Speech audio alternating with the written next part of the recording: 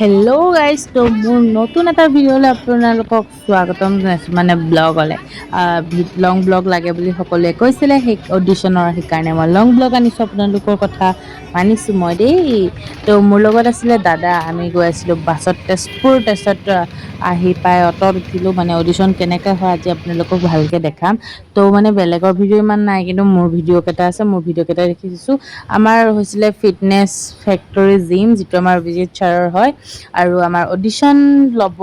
ৰাজ চাংমা ছাৰৰ তো আপোনালোকে মোৰ অডিশ্যনৰ ভিডিঅ'খিনি চাওক এতিয়া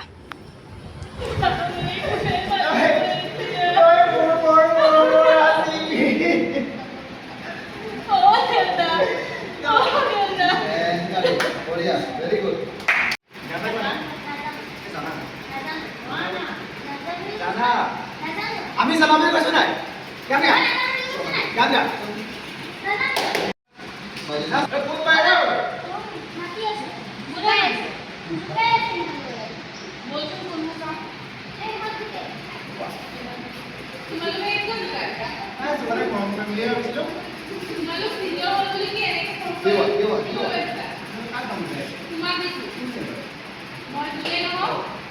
মই বেলেগ কাম কৰিবলৈ তই কোনে মই এটা বাইক হয় বাইক মই দিশৰ পৰা দেও তুমি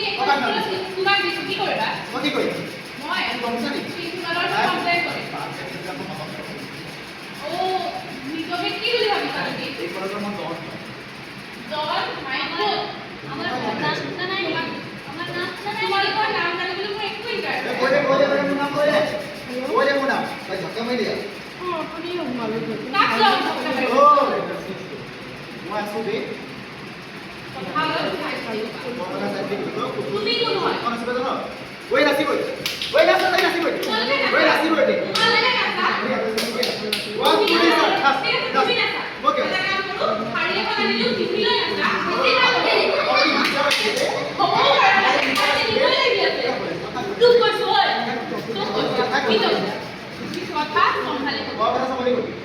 কাক কথা কি মই দন কথা সম্ভালি দন হয় জি হয় মোৰ একো